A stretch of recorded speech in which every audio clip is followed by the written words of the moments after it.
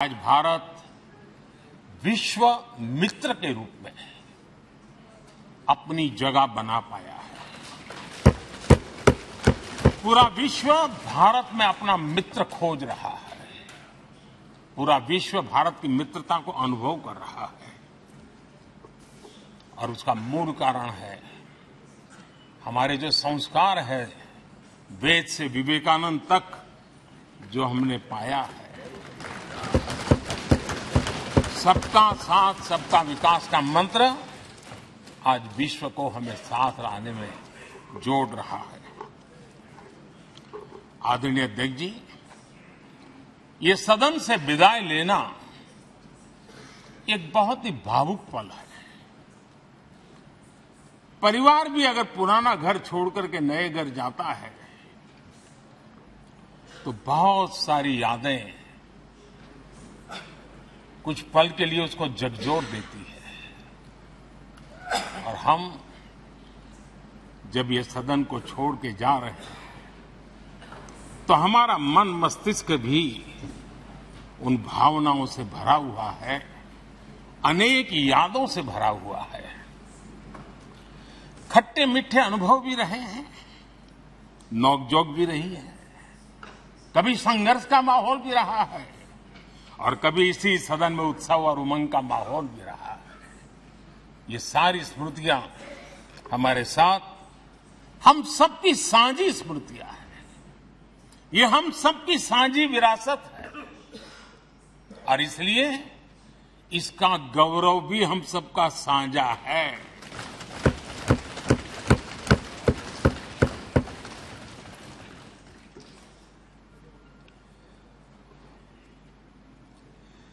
आजाद भारत के नवनिर्माण से जुड़ी हुई अनेक घटनाएं इन 75 वर्ष में यही सदन में आकार लेती हुई हमने देखी है।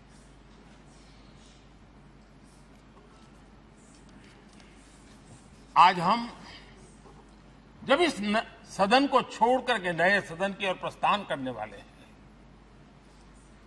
तब भारत के सामान्य मानवीय की भावनाओं को जहां जो आदर मिला है, सम्मान मिला है, उसकी अभिव्यक्ति का भी एक अवसर है।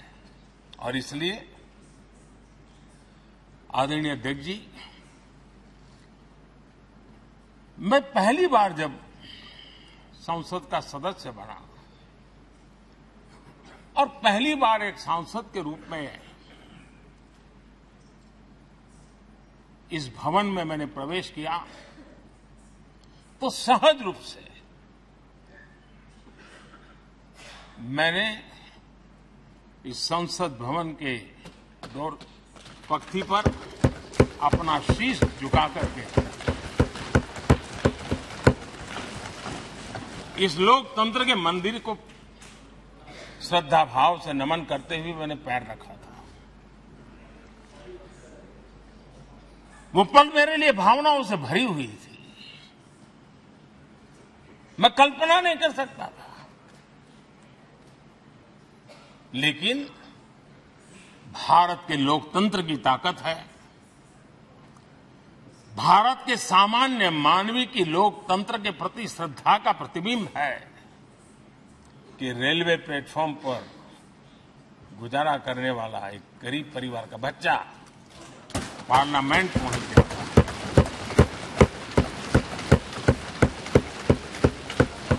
मैंने कभी कल्पना तक नहीं की कि देश मुझे इतना सम्मान देगा, इतना आशीर्वाद देगा, इतना प्यार देगा। सोचा नहीं था अध्यक्ष जी। आदरणीय अध्यक्ष जी, हम में से बहुत लोग हैं जो संसद भवन के अंदर जो चीजें लिखी गई उसको पढ़ते भी रहते हैं, कभी कभी उसका उल्लेख भी करते हैं। हमारे यहाँ संसद भवन के प्रवेश द्वार पर एक छांदोग्य उपनिषद का एक वाक्य है, लोक द्वारम करके पूरा वाक्य है। उसका मतलब ये होता है कि जनता के लिए दरवाजे खोलिए और देखिए कि कैसे वो अपने अधिकारों को प्राप्त करती है। हमारे ऋषि मुनियों ने ये लिखा हुआ है, हमारे प्रवेश द्वार पर लिखा हुआ है। हम सब और हमारे पहले जो यहां रहे हैं वो भी इस सत्यता के साक्षी है। आदरणीय अध्यक्ष जी, समय रहते जैसे जैसे वक्त बदलता गया, ये हमारे सदन की संरचना भी निरंतर बदलती रही है और अधिक समावेशी बनती गई है। समाज के हर वर्ग का प्रतिनिधि विविधताओं से भरा हुआ इस सदन में नजर आता है। अनेक भाषाएं हैं, अनेक बोलियां, अनेक पहरवेश हैं, अनेक खानपान है। सदन के अंदर सब कुछ है और समाज के सभी तबके के लोग, चाहे वो सामाजिक रचना के हो, चाहे आर्थिक रचना के हो, चाहे गांव या शहर के हो, एक प्रकार से पूर्ण रूप से समावेशी वातावरण सदन में पूरी ताकत के साथ जन सामान्य की इच्छा आकांक्षाओं को प्रकट करता रहा है।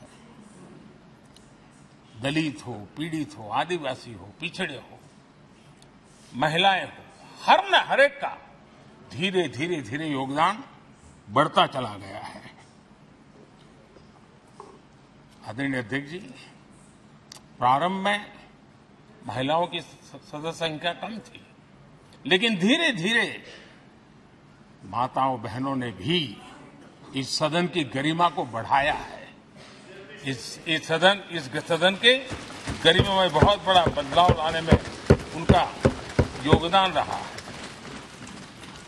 आदरणीय अध्यक्ष जी, प्रारंभ से अब तक एक मोटा मोटा हिसाब लगाता था, करीब करीब 7,500 से अधिक जनप्रतिनिधि दोनों सदनों में मिलाकर के योगदान दे चुके हैं। इतने सालों में 7,500 से करीब ज्यादा।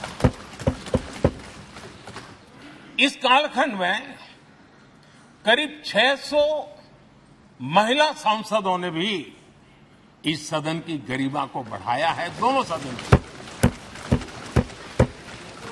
और आदरणीय अध्यक्ष जी, आप जानते हैं कि इस सदन में आदरणीय इंद्रजीत गुप्ता जी 43 ईयर, अगर मेरी गलती नहीं हो तो 43 ईयर इस सदन में लंबा समय बैठ करके इस सदन के साक्षी बनने का उनको सौभाग्य मिला।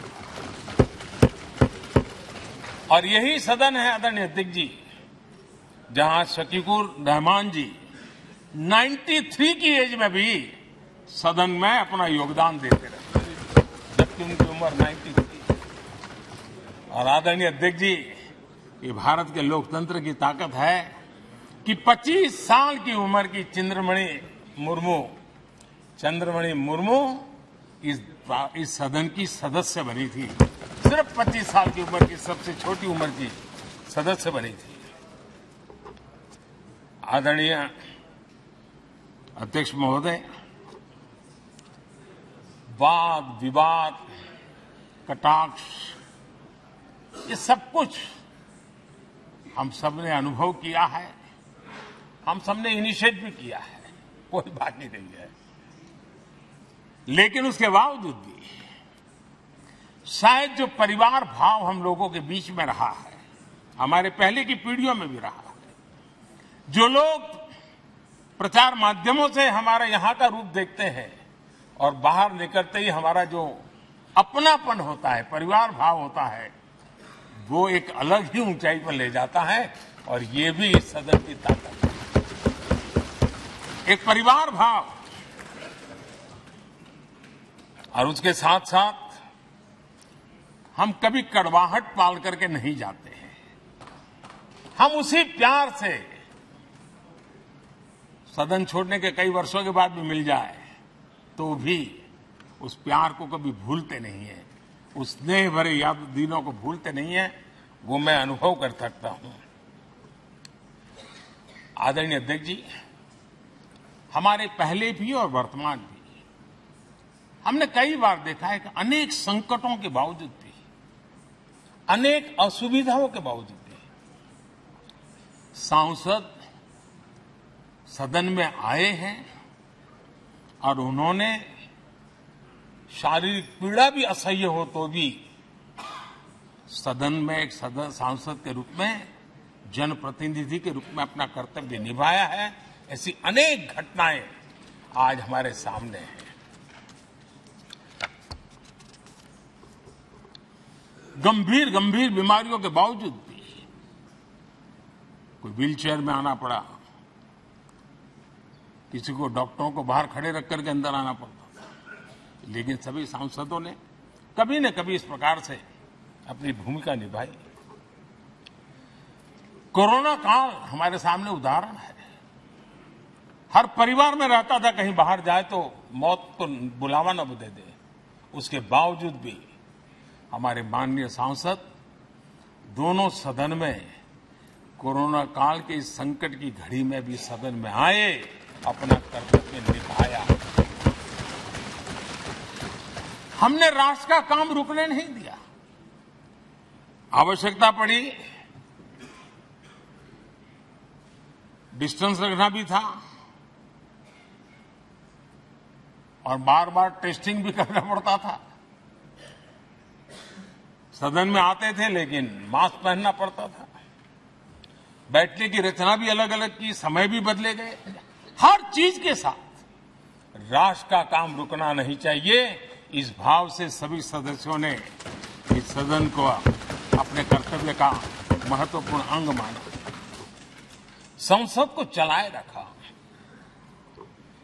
और मैंने देखा है कि इस सदन से इतना लगाव लोगों का रहता है कि पहले कभी हम देखते थे कोई 30 साल पहले सांसद रहा होगा, कोई 35 साल पहले रहा होगा, लेकिन वो सेंट्रल हॉल तो जरूर आएगा। जैसे मंदिर जाने की आदत होती है, वैसे उनको सदन में आने की आदत है। इस जगह का लगाव बन जाता है, एक आत्मीय भाव से जुड़ाव हो जाता है। और ऐसे बहुत से पुराने लोग हैं जो आते जाते में मन करता है जरा चलो एक चक्कर काट ले। आज उनका जनप्रतिनिधि के नाते दायित्व तो नहीं है, लेकिन भूमि के प्रति उनका लगाव हो जाता है। ये सामर्थ्य होता है इस सदन का।